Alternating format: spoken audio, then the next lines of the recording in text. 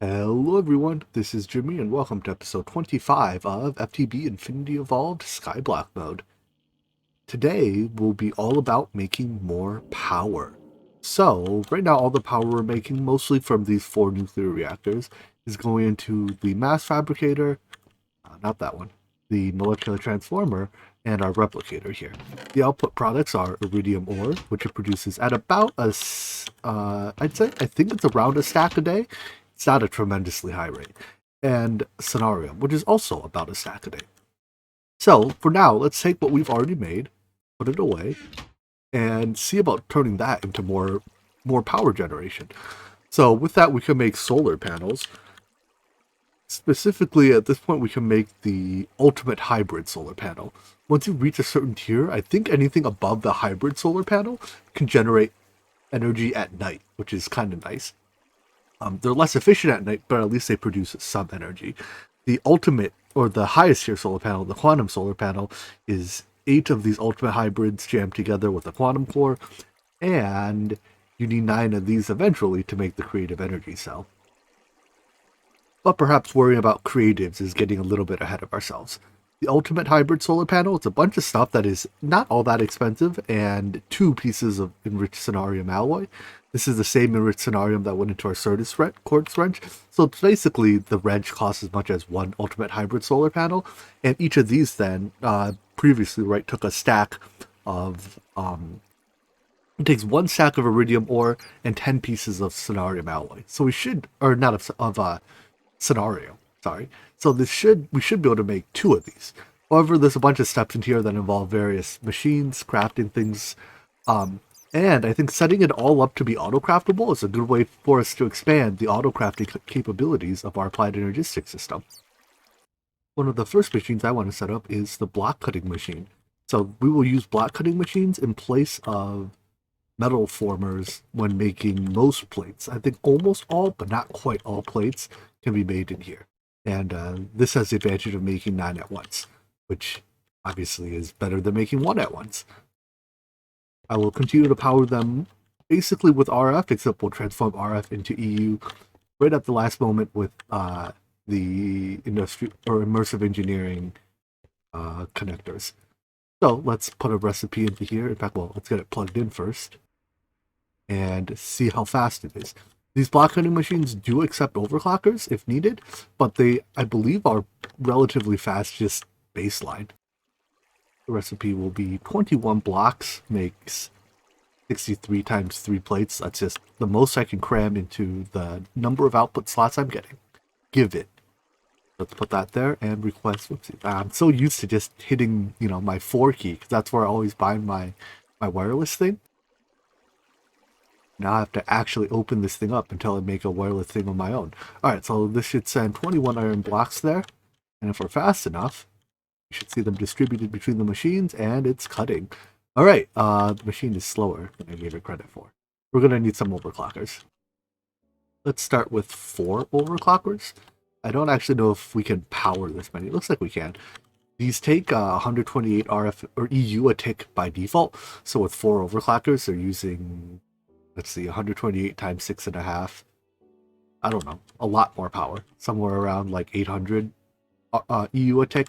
So we probably can't power them at full speed for very long, which is why I don't want to use too many overclockers until we get more power. Anyways, this is definitely faster than using the metal bender by virtue of doing 9 at a time.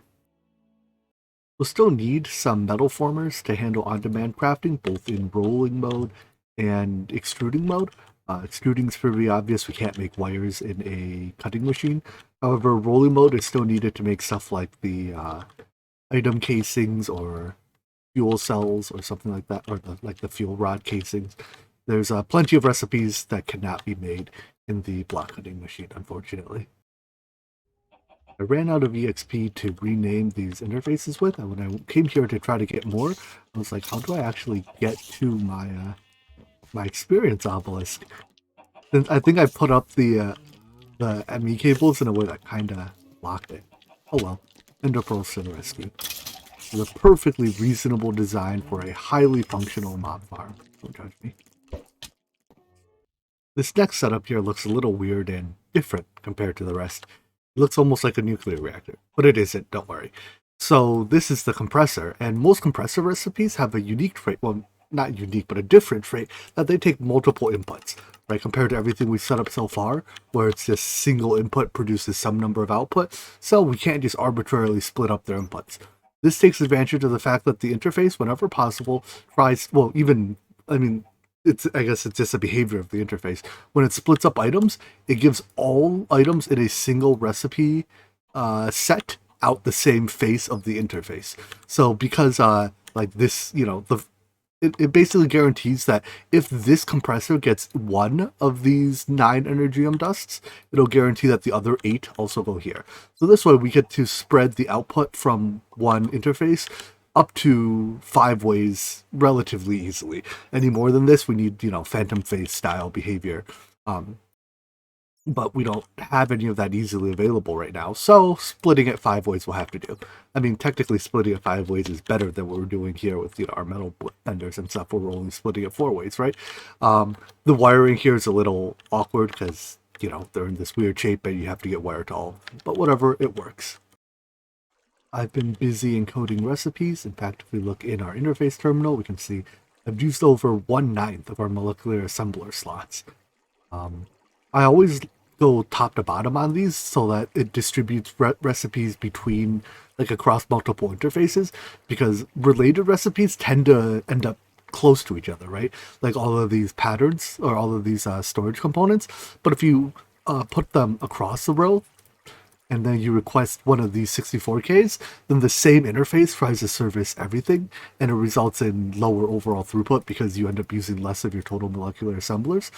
Whereas if you arrange them top to bottom, it's still not as good as if you were to arrange them completely randomly, because in all likelihood, this interface and this interface do still share a few molecular assemblers, or maybe, one molecular assembler, but it's a good compromise of keeping related recipes visually together when you're, like, inspecting it, and allowing multiple, almost maximum throughput when processing. But anyways, enough ranting about that. We are almost ready to make our ultimate solar panel. However, there's one thing that I'm hung up on, and that is, okay, I need a scenarium piece. That I've switched our thing over to make scenarium pieces. Turns out you can make scenarium pieces into scenarium, but not the other way around. You can't crack it again. So I'm just processing some glowstone dust. But irradiant uranium. This is made in the assembly table, and I think it's time we set up an assembly table dedicated for automation. So that's going to take a lot of space, and I want it to be scalable because I want, as we produce more power, I want to be able to just put more lasers on and let it run faster. So I think we should block out an area over here. Oh, it's a little bit laggy. Block out an area over here somewhere and just make that entire area dedicated to the largest assembly table setup we've ever seen. I first want to look up what exactly is the range of these assembly lasers. How big does it go? According to the wiki, an assembly table has a range of, the lasers have a range of 4 blocks to any assembly table for them to work on, which means for a single assembly table, if you have a solid 9x9x9 cube of lasers, they can all be in range of the table. That gives you up to 729 lasers working at a time. However, you need to obviously leave one space for the table. But what really bites you is you actually have to power the lasers. You need to give up a fair amount of space to actually run cables to the lasers. I'm not going to try to come up with the optimum cable configuration. I'm sure there's some fancy algorithm that could determine it for you. But I'm just going to lay out alternating layers of, solid cables and solid layers, and just jam a whole lot of lasers at this table. Now, eventually, we'll also need more than one assembly table. So we'll probably end up having something like, a small grid of assembly tables, and then probably one of them will also be the integration table because we'll need that, and there might be a third table type later, but that just means that, like, if we're working on this table, the lasers all the way on this side will be out of range unless we just add another row of lasers on this side. Here's the laser table in all her beauty. There's currently 3 layers of lasers. For every 2 layers of lasers, you need 1 layer of energy transport. At least with this simplified design. So, in total, by my calculations, this is 243 lasers for just under 20,000 RF a tick. Let's test it out. Get me a stack of redstone, and once it arrives, we can see if we can actually reach the theoretical 20,000 RF a tick output. I don't think we'll be able to, because I don't think I can jam 20,000 RF a tick into my Tesseract right now. But we should be able to come close. Let's see. It also has a little bit of warm-up time, so... each laser is 80, right? I did my math with the assumption that each laser is 80. If each laser is only 40, it's half of that. And it looks like each laser is 40. So, okay, no, we are actually able to reach maximum throughput, probably because lasers are only half as good as I gave them credit for. But it's still just short of 10,000 RF a tick for crafting. That's pretty good. Now, for crafting this irradiant uranium or whatever, this is mega overkill because this recipe takes 100,000 RF a tick. So it'll take half a second to make one. I guess it's the same as these redstone chipsets. But later when we start want to, when you want to request a resident frame, for instance, this will still take you like 5 minutes to make it, which is a long time. What that means, though, is that at some point we'll have to expand this to add the rest of the layers, right? This is only just about half the layers. There's all the layers that go above the assembly table that we can squeeze in as well. During that time, our molecular transformer has made some scenarium as well, so I think it's time to request some ultimate solars. I should be able to do, or ultimate hybrid solars. Should be able to do 2. Let me see. Yeah, if I ask for 3, we don't have enough. Oh, I need to put in one more recipe. But we can make 2 of them right now, and that's a good start. And because I set up all my auto crafting to be pretty darn fast, I don't even think this process will take a long time. Let's, so it looks like we have everything. Let's hit the go button and see how long this takes. So this does provide an estimate, although the estimate is usually not even close. In fact, I think it'll take about a minute based on how long this is taking. Let's go watch our lasers as they warm up as soon as the products get delivered. Oh, I missed a step. I have to tell it that this table is allowed to make this item. So a convenient thing about this, about automating the lasers with applied energistics, is that the interface puts the items onto the laser, onto the table, and then when the table's done, it just automatically ejects it right into the adjacent inventory, and it puts it into the interface. I don't think they put them into adjacent assembly tables. Indeed, they do not. So that's pretty nice. Alright, so with that running, I suspect maybe the assembly tables will still be the bottleneck in the process, because everything else in here is extremely fast. No, it looks like the compressor is going to be the bottleneck, because there's a couple compressor jobs that have to be done. Well, all said, this will only take like 5 minutes tops to make 2 ultimate hybrid solars. The bottleneck appears to be the compressor here. So I set this up, right, to be able to distribute recipes. However, Applied Energistics does not inherently want to distribute recipes. It'll try to put basically everything into one compressor, and then once that one is full, it'll move on. But it won't it won't round robin the materials out to all the compressors natively, which is a bit of a shame. It means you don't gain any benefit from parallelization until you run multiple stacks of input at a time. If I only have 1 stack of input, I get no benefit. If I run 5 stacks of input, however, then I get the full benefit. Oh well, no big deal. One of them is done, and the other one should be done very shortly. Well, let me show you one of the nice things about these. First of all, they work in the rain. So it generates 64 EU a tick right now because it's raining.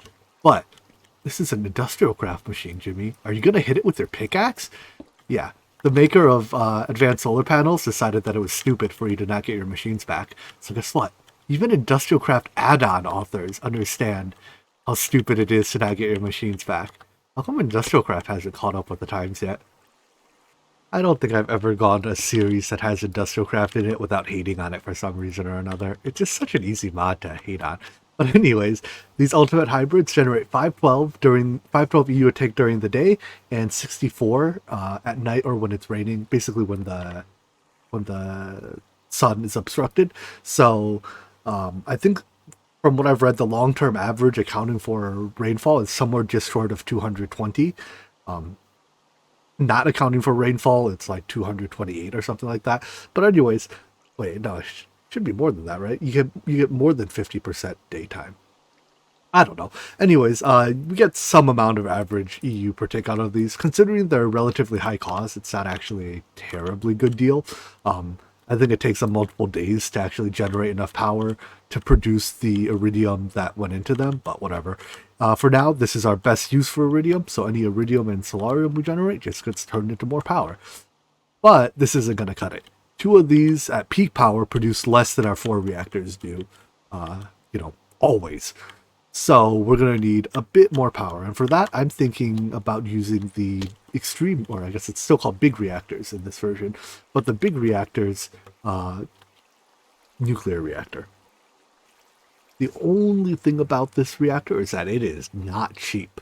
Each fuel rod element, and you're going to need, basically, if you want like a starter reactor, like a 5x5x5 internal size, I think you need about 25 of these.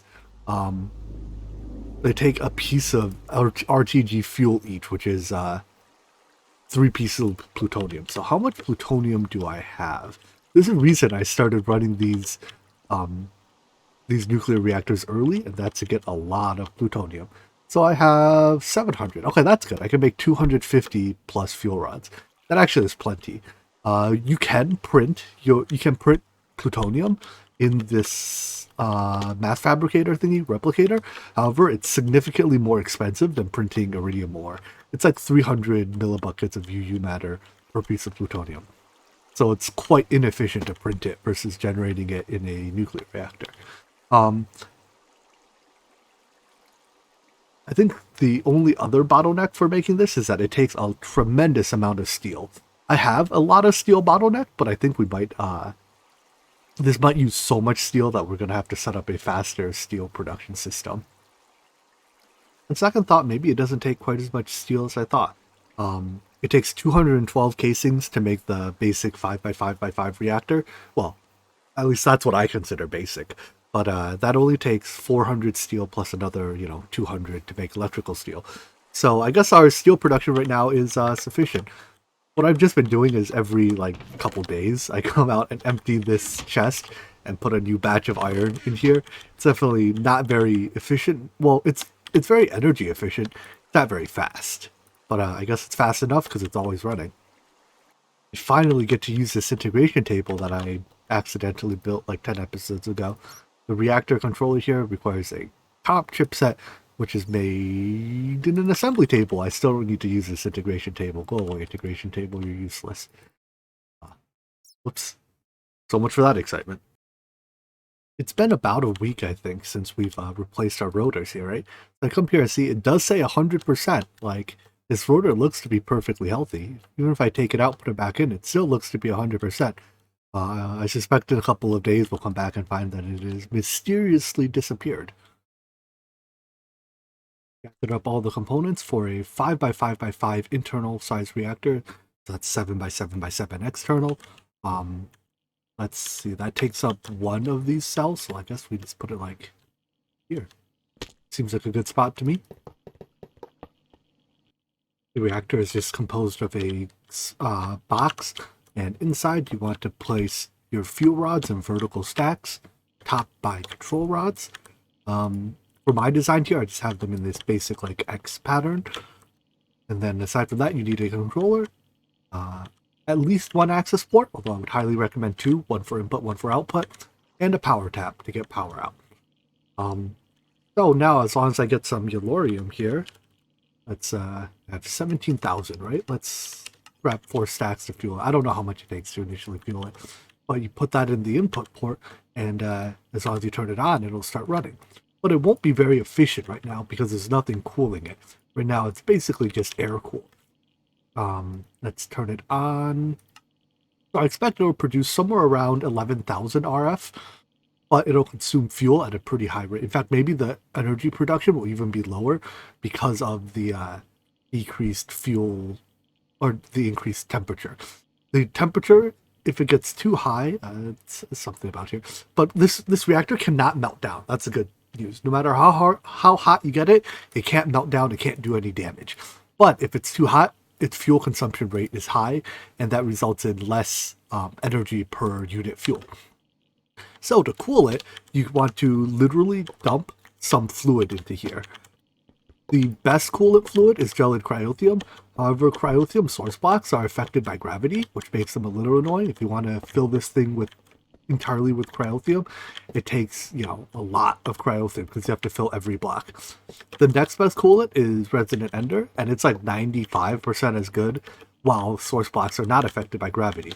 So you can fill this whole thing with like 5, I think, maybe 8 source blocks. But anyways, I'm going to get some resonant ender source blocks and fill this in. There's no difference in performance between flowing and source blocks. So I just have a source block in each of these 4 and then the 4 corners. So 8 total buckets of it. And we will achieve maximum cooling. Well, maximum cooling using this coolant. So we can seal the reactor back up. And now when we turn it on, we should observe either a much higher, so definitely higher energy generation and lower fuel consumption. So this is the 11K-ish RF a tick I was expecting it to make, and this fuel consumption is about half of what it was before. Fuel consumption really isn't that big a deal. Our fuel production is automated, and it's automated at far higher rate than this thing consumes energy. So that's not honestly a big deal, but producing twice as much power, that is quite good. All right, so now we just have to extract the power from this power tap here. I'm probably going to redesign my energy network a little bit. I want to have a producer side and a consumer side. By dividing my energy net into producers and consumers, I can more easily put a generic energy buffer between sometime down the line. So this reactor will be producing power on and sending it on the energy producers channel. Because I don't have an energy buffer yet, all I'm doing is taking energy from energy producers and sending it out on energy consumers for the time being. Eventually, again, I'll put it like a draconic energy orb or something to serve as a power buffer. But then what I need over here, because this is where most of my energy, at least some of my energy consumers are, is I need another tesseract where I will transform, I will take energy in on the 469 channel and then transform it into EU for use for all of these, various EU machines. Apparently, you can't just put 2 tesseracts next to each other. They won't transmit between them. You do need some type of power transport. This should be a cryo-stabilized flux duct for the infinite throughput. I just can't make them yet. So we'll swap that later. But you can optionally set up some type of redstone control using redstone ports, like to shut the reactor off when the energy buffer gets full. But this energy buffer is never going to be full because we have some energy consumers that will gladly suck up every ounce of energy we give them. In fact, right now, because of the way I've rearranged this, all of the nuclear reactors, their power output can only go to the EU consuming machines. They can no longer be transformed into RF. I'll probably move the solar panels at some point such that their output does go into this producer channel. But right now, it means all of the energy is being stuffed into this molecular transformer, and boy, is it fast when it receives 5,000 EU a tick. So it's getting 2,000 EU a tick from this MFSU, where I'm just using it as a RF to EU transformer. It also acts as a significant battery, but and then it gets, I guess, the other however much from those 4 nuclear reactors plus the 2 solar panels. Yeah. Now, I should probably turn the mass fabricator back on at this point, because the mass fabricator is going to be the bottleneck in our solar panel generation far more than all this scenarium generation is. Fuel is being provided to the reactor via an export bus here, so that keeps it topped up with Velorium, and then spent fuel gets placed into this drawer, where I should put some upgrades in it, but spent fuel comes in the form of cyanite, which can be reprocessed into plutonium. It's also required just in cyanite form to make some of the turbine components, but plutonium is also used in other turbine components. So the spent fuel is useful. Plutonium can also be sent back into the reactor to be used as fuel, but it's not like we're hurting on Velorium, so, it's no big deal. Anyways, yeah, now with this reactor running, we're producing an additional just short of 12k RF a tick, or like 3000 EU a tick. That's probably about double what our entire base has been producing thus far. So that's pretty good. Um, there is a turbine we can build to go along with this reactor. So right now, this is what's called a passively cooled reactor. It just produces RF. I could put some extra ports on this reactor to make it produce steam, and then use that steam to drive a turbine. However, the problem with the turbine is that the turbine blades. So for a turbine to make one full size turbine makes 27k RF a tick. However, they take 80 turbine blades and something like 16 rotor shafts. And that takes a lot of this iridium, and it's easier just to use this iridium to make those solar panels. I'm not sure if it's necessarily more energy efficient, like what gives you more power per piece of iridium. It's definitely close, and it's close enough that the simplicity of making solars wins out over making the turbine. So if we want more power out of this, the easiest thing to do is then just literally make it bigger. Having just said that, I think this reactor is too small. So 11k, 12k RF a tick, good. It's definitely good. It's a lot of power. I want like 10 times that. So I think I'm going to immediately tear this down to build a much bigger one. Initially, I wanted to build a 9x9 internal size reactor, but then once I started making the fuel rods, I realized I don't have enough plutonium for that. So I'm going to have to settle for a 7x7x7 internal, which will produce about 42k RF a tick. So that's about 4 times what this little one's doing. I see no reason to take this one down. I mean, it's perfectly functional as it is. But this crafting process will take a little while because I have to make 8,000 iron plates. I added a few more overclockers to these, but looks like we can't run 6 overclockers. That's just too much power. I've been waiting for this crafting a little while, and I think I realized something that's kind of holding me up. The Ender IO conduits here, their transport limit appears to be per network, not per connection. So if we look at these redstone energy flux ducts, they say something like 8,000 RF a tick, but it also explicitly says that transfer amount is per connection. So that means since I have 2 connections here, right, I can withdraw 16,000 RF a tick. And then there's plenty of output connections there. For these Ender IO conduits, however, it looks like the network itself only has an internal buffer of 20,000, give or take. So the this, even before when I had additional connections here, I think I'm still limited to a maximum throughput of 20,000 RF a tick on the Ender IO conduit network. Now that doesn't right now that's not a problem because I'm not producing 20,000 RF to jam into this network.